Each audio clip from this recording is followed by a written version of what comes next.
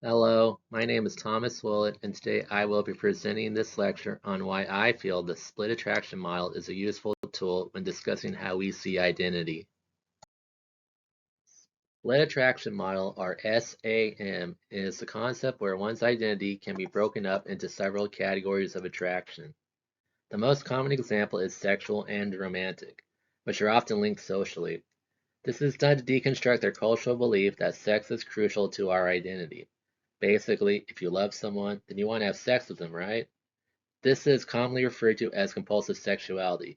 SAM proposes that there's greater nuance along with different types of attraction. At the same time, these variables are on a spectrum and likely to change over a person's life. While this lecture will focus on the split attraction model from sexual and romantic perspectives, please note that there are many interchangeable subcategories. Already, I'm sure there's confusion on what this is or why it matters, but I believe it's a natural extension of how culture has evolved. As society has become more willing to embrace different sexualities, there has been an increase in exploring what one's identity means. In 2023, Gallup released a poll suggesting that 7.2% of the American population self-identified as some form of queer, along with the claim that 19.7%, or roughly 1 in 5, Gen Z adults identified with the LGBT community. Overall, this is a near 4% increase from a similar Gallup poll in 2012. It also suggests that numbers are only going up from here.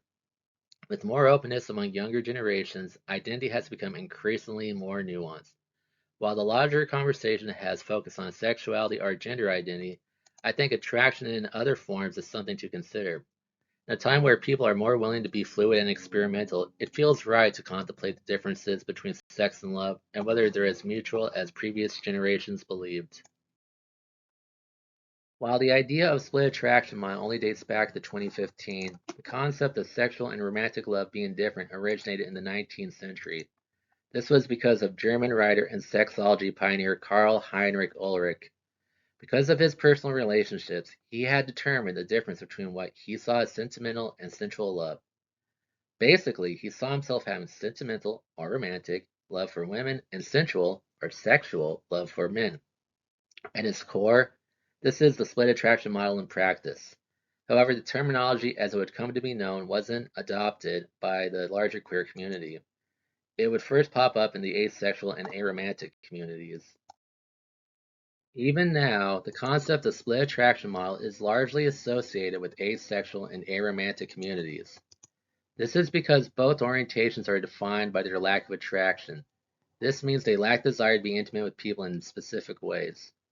At the same time, they have been on the forefront of exploring nuances of attraction, and there are dozens of subcategories that can be found under the asexual or aromantic umbrellas. I should note that while the identity is associated with a lack of attraction, it doesn't always mean it's completely absent. It can actually appear in very specific cases. I'm mostly using this slide to show how nuanced everything is. Don't feel bad if you don't get everything on the first go. I'm not testing you on it. The main three that become more popular within these communities are towards the top: asexual, graysexual, and demisexual.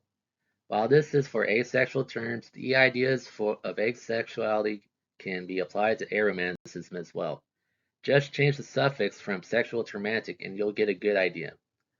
Anyway, this is a sample size of how dense the aro-ace identities can be. It also helps to explain their efforts to break down identity into further nuances that are often taken for granted. As mentioned earlier, there are several subcategories that make up the split attraction model. While they are recognized as valid, they're not as often discussed as sexual and romantic. This is likely because of compulsive sexuality. In short, we are taught to view success as being married with kids and prolonging the human species. Most achieve this through procreation, and you can guess why this messaging has stuck around. While the idea has shifted slightly in later generations, it's still popular enough that having the Airways communities break it down reflects how complicated identities can be. Attraction isn't an easy thing to figure out, especially when viewed as a person-to-person basis. No two people think the same way, so it only makes sense that their desires would deviate in similar fashion. Before I get into my examples, I would like to briefly touch on what the split attraction model covers. As a concept, SAM focuses on desire as it relates to terms often used to describe connection. This can be found in prefixes like hetero, homo, bi, or pan. Meanwhile, SAM does not apply to words that describe gender identity like trans, cis, or non-binary. Basically, split attraction model is about a feeling one gets internally about others. For the sake of this example, I'll be using the terms hetero and homo. The following concepts are interchangeable with any of the previously mentioned terms and work as a useful tool in exploring what works for you. At its core, the split attraction model is asking the question, what do you like? What interests you on an instinctive level? Are you actually someone who wants sex and romance, or are you less interested in one, or even both? There are several combinations at play when looking at the model. If you're a man who prefers sex with men but prefers other intimate activities with women, then you're a homosexual hetero-romantic. If you prefer to do both with men, then you're a homosexual homo-romantic. There is no wrong combination, so long as the terminology feels appropriate to the individual. However, I think it's helpful in reflecting that not every gay man wants a romantic relationship or even a sexual one. Much like Carl Ulrich, there's nuances that are sometimes overlooked. However, I think it can help to redirect our understanding of what we want out of our life. To have a little more fun, here's a creative example I found on the asexuality message board Avon. Like cakes, we have layers. Every ingredient is important to making us the way we are. Some prefer to bake with a little more sugar or less flour. This is an example of being heterosexual or aromantic. Both help to give the cake its special texture. At the same time, missing one doesn't immediately make the cake bad. SAM proposes that the cake is multifaceted. While the small parts of our identity will be indistinguishable when mixed together, they are all crucial to making up the taste that will be more fulfilling. Another reason why I find this model important is because of how it recognizes romanticism as a valid and separate orientation. With very limited examples, most people are often judged by their sexuality. This can cause interesting conflicts, especially in the aro-ace communities, because their lack of attraction is often dismissed. They may even be considered gay simply because they aren't attracted to others. While it's possible to be gay, aromantic, or asexual, the immediate assumption creates a false correlation and can lead to erasure. It also invalidates the idea that, for example, sometimes asexuals only want romantic relationships. More than anything, SAM seeks to recognize a community that is often overlooked and gives them validation. Romanticism, in its many forms, deserves more credit than it often gets. While there's evidence to suggest romance is socially acceptable, it's often linked so much to sexuality that many can't distinguish one from the other. There is more need to separate the two. Given that it's a newer concept without substantial academia, there is bound to be criticism and misunderstanding around the topic. There are those who argue that the concept is too complicated, that they're throwing too many labels onto someone's identity. For example, why are you overthinking things? Maybe you're just trying to sound special. Elsewhere, the popularity among aros and aces means that some see it as exclusionary to the rest of the LGBT community. Given that others have argued that these two groups are not queer enough, rhetoric like this can promote erasure. It is also seen as homophobic because of terms like hetero-romantic. Belief among dissenting literature is that bringing up one's identity suggests sexuality is only a function of sexual pleasure, and that invalidates the idea of someone being fully queer for simply being something like bisexual. In one of the more complicated pieces of history, the term split attraction model was coined on Tumblr in 2015 by a user who was criticizing the ace community, which some see as promoting exclusionary behavior. The only idea accepted among the differing opinions is that it was designed for aces and aros to figure themselves out. However, I argue that it should be used by so many more.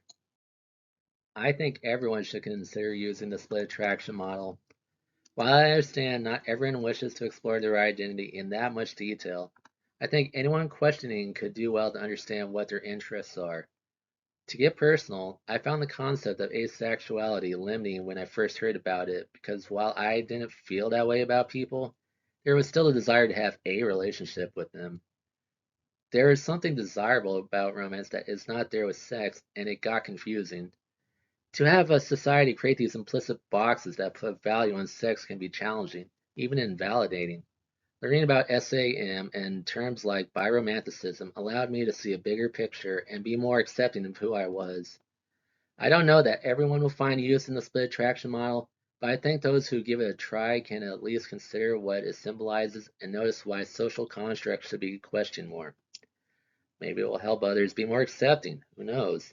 I recognize that this is a complicated idea and some may outright dismiss it. But for those who see potential in it, I say go for it. Life is complicated, so trying to make sense of little things is important. And thank you for watching this video. I hope that you have learned a thing or two.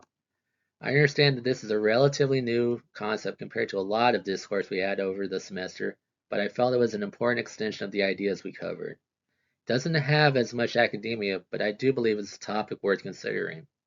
I personally see it as a continuation of studies around sexual fluidity and the changing values among younger generations. As more constructs are questioned, I think it's important to ask why sex is so dominant when discussing who we are. Is it important? Sure, but so is romance and everything else that the split attraction model stands for. Life is complicated. If we don't question why something is, we may miss out on something much more interesting. I think as a field, sociology of sexuality is ever evolving and will likely to look much different in even 2 or 3 years. I don't know if this is a concept that will be part of that discourse, but I hope something like it will be considered among more mainstream perspectives. Thank you for watching and have a good day.